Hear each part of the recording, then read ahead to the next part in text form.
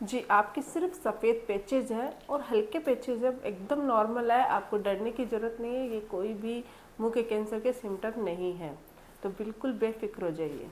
Ji doctor, thank you so much. मैं तो बहुत ज़्यादा डर गई थी।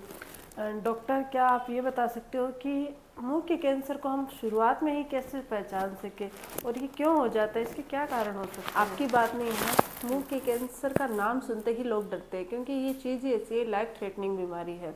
तो आपने बिल्कुल सही सवाल पूछा है, तो मैं अच्छे से जवाब दूंगी, लेकिन आपके साथ साथ हमारे जो व्यूअर्स हैं उनको भी मैं बताना चाहूँगी कि मुंह के कैंसर क्यों हो जाता है, उसके क्या कारण और कैसे इसको आप शुरुआत में ही पहचान सकते हो, ताकि ये बीमारी आगे न फैले और शुरुआत में ही इसका इलाज हो सके। लेकिन वीडियो शुरू करने से पहले अगर अभी तक आप लोगों ने चैनल सब्सक्राइब नहीं किया है तो प्लीज़ सब्सक्राइब कर लीजिएगा, बेल आइकन को प्रेस करना बिल्कुल ना भूलिएगा, ताकि आपको न्यू वीडियोस की नोटिफिकेशंस मिलते रहे। तो चलिए शुरू करते हैं आज का टॉपिक। तो सबसे पहले तो जानते हैं कि हमारे मुंह का कैंसर क्यों हो जाता है। सिम्टम जानने से पहले कारण जानने जरूरी है। अगर आप तंबाकू गुटखा का सेवन, पान, सुपारी इनका सेवन ज़्यादा से ज़्यादा करते हो तो इससे आपके माउथ में पैचेज हो सकते हैं और आगे चलकर कंटिन्यू अगर आप इसका सेवन करते रहोगे तो आपके मुंह का कैंसर हो सकता है। कम से कम 70 to 80% ऐसे लोग हैं जो तंबाकू गुटखा का सेवन करते हैं, उनके कैंसर की संभावनाएं होती है, यानी कैंसर हो जाता है मुंह का। तो तंबाकू गुटखा का सेवन इसका एक मेजर कारण है। दूसरा है HPV वायरस। ये एक ऐसा वायरस है, ये सेक्सुअली ट्रांसमिटेड डिजीज होती है, जिसकी वजह से भी मुंह का कैंसर होने का खतरा है वो बढ़ जाता है। इम्यूनिटी अगर आपकी बहुत वीक है उसकी वजह से, अगर आपके बार बार इंजरी हो रही है माउथ में या किसी भी चीज़ से आप एक ही जगह पे प्रेशर पड़ रहा है और इंजरी हो रही है, तो इंजरी की वजह से भी मुंह का कैंसर हो सकता है, गांठ बन सकती है। इसके अलावा ये जेनेटिक हो सकता है, जेनेटिकली यानी जिनके परिवार में पेरेंट्स में किसी के ये प्रॉब्लम है तो जिनके थ्रू ये ट्रांसफ़र हो सकती है, तो उसकी वजह से भी मुंह का कैंसर हो सकता है। अगर आप शराब का स्मोकिंग ज़्यादा करते हो, शराब ज़्यादा पीते हो, अल्कोहल का सेवन करने वाले लोगों को भी मुंह का कैंसर का खतरा है वो बढ़ जाता है। तो ये कुछ कारण हैं जिनकी वजह से मुंह का कैंसर हो सकता है। लेकिन इसको हम पहचाने कैसे, कैसे शुरुआत में ही पता लग जाए कि हमारे मुंह में कैंसर हो सकता है, ताकि हम स्टार्टिंग में ही इसका इलाज कर सकें।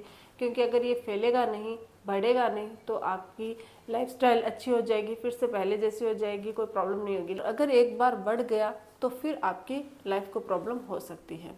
तो जानते हैं इसके क्या क्या सिम्टम्स होते हैं, कैसे आप इसको शुरुआत में ही पहचान सकते हो। सबसे पहला सिम्टम्स, अगर आपके मुंह में कोई भी इंजरी हुई है, कोई भी छाला हो रखा है, घाव हो रखा है और वो काफ़ी समय से बना हुआ है और आपके वो हील नहीं हो रहा है, तो आपको डॉक्टर को दिखाना चाहिए, क्योंकि ये मुंह के कैंसर का एक शुरुआती लक्षण हो सकता है। बार बार छाला, अगर 1 महीना हो गया और वो छाला आपने ट्रीटमेंट ले लिया, सब कुछ दवाइयाँ खा ली, फिर भी वो ठीक नहीं हो रहा है, कहीं घाव हो गया है मुंह में वो ठीक नहीं हो रहा है, उसको टच करने पे ब्लीडिंग हो रही है, तो ऐसी सिचुएशन में आपको इसकी जांच करवानी चाहिए। दूसरा सिम्टम्स, अगर मुंह में सफ़ेद रंग के पेचेज हो गए हैं, सफ़ेद और लाल रंग के अगर पेचेज हो रखे हैं, सॉफ्ट फील हो रहा है, उसको टच करने पे हल्की हल्की जलन हो रही है, तो ये भी ओरल कैंसर का लक्षण हो सकता है। पेचेस बहुत सारे लोगों के नॉर्मली होते हैं, जैसे कि कुछ माउथ से रिलेटेड प्रॉब्लम्स होते हैं, जैसे कि लाइकन प्लानस हो गया, प्री कैंसरस जो लीजन्स होते हैं, न्यूकोप्लेकिया हो गया, उन उस केसेस में भी क्या होता है, जो तंबाकू गुटखा का सेवन करते हैं उनके वाइट रंग के पेचेज हो सकते हैं, तो ये प्री कैंसरस लीजन होते हैं। लेकिन अगर ये बढ़ रहे हैं, एक ही जगह पे सॉफ्टनेस फील हो रही है आपको, तो ये मुंह के कैंसर का लक्षण हो सकता है। अगर आपके जो में, टंग के नीचे या आपको होठ के पास कहीं पे भी आपको गांठ जैसा ये स्वेलिंग फील हो रही है और वो ठीक नहीं हो रही है, तो वो भी एक सिम्टम हो सकता है। क्योंकि जोम में पेन रहना, जोम में स्वेलिंग रहना, वहाँ पे आपके गांठ बन जाना, ये ओरल कैंसर का लक्षण है। मुंह में निगलने में दिक्कत हो रही है, अगर आपको मुंह का स्वाद आपका चेंज हो रहा है, आपकी बोलने की प्रॉब्लम हो रही है, स्पीच प्रॉब्लम आ रही है, अच्छे से आप एक्सप्लेन नहीं कर पा रहे हो, बोल नहीं पा रहे हो, और आपके साथ ही साथ क्या होता है, गले में जब भी आप कुछ खाते हो या ऐसे फील होता है कि कुछ अटका हुआ सा महसूस होता है आपको, ऐसे जैसे आप निगलते हो तो ऐसे लगता है कि क्या अजीब सा फील हो रहा है, अटकना फील हो रहा है, तो ये भी ओरल कैंसर का लक्षण हो सकता है। अगर आपके कान में दर्द हो रहा है बिना वजह के, बिना कोई प्रॉब्लम के, क्योंकि क्या होता है मुंह का कैंसर है वो कान तक भी, उसका जो दर्द होता है वो कान तक जाता है, तो कान में दर्द हो रहा है कोई भी कारण नहीं है आपके, तो वो भी एक सिम्टम हो सकता है। अगर आपके दांत है वो बेवजह बिना किसी कारण से लूज हो रहे हैं, निकल रहे हैं, आपकी एज कम है और आपके दांत है वो हिलने लग गए बहुत ज़्यादा बिना कारणों के, तो ये भी ओरल कैंसर का सिम्टम हो सकता है। तो ये कुछ सिम्टम्स है जो शुरुआत में आपको फील होंगे। ये बहुत मामूली से दिखते हैं क्योंकि इसमें कोई पेन नहीं होता है, कोई दर्द नहीं होता है, इसलिए हम इसको नज़रअंदाज कर देते हैं। लेकिन अगर आपने इनको नज़रअंदाज कर दिया तो आगे चलकर आपके अगर कोई भी ट्यूमर है या आपके मुंह में ये जो कैंसर है वो आपके लिम्फ नोड तक पहुंच सकता है। अगर एक बार लिम्फ नोड तक पहुंच गया तो फिर ये इसका जो कैंसर का स्टेज 3 या स्टेज 4 में पहुंच जाता है तो इसका ट्रीटमेंट मुश्किल हो जाता है और आपकी लाइफ को प्रॉब्लम हो सकती है। लेकिन अगर आप शुरुआती स्टेज में यानी ये स्टेज 1 में ही हल्के हल्के सिम्टम्स आपको दिखने शुरू हो जाते हैं, इन पे अगर आपको ध्यान चला गया और आपको पता चल गया तो आगे चलकर ये फैलेगा नहीं और आप यहीं पे इसको स्टॉप कर सकते हो बिना कोई मेजर ट्रीटमेंट के। नॉर्मल ट्रीटमेंट से रेडियोथेरेपी जो भी ट्रीटमेंट्स प्रोसीजर्स होते हैं, जैसे कि अगर गांठ है तो उसका सर्जरी होगी, फिर रेडियोथेरेपी और कीमोथेरेपी के प्रोसेस के द्वारा एकदम से कैंसर रिजॉल्व हो सकता है।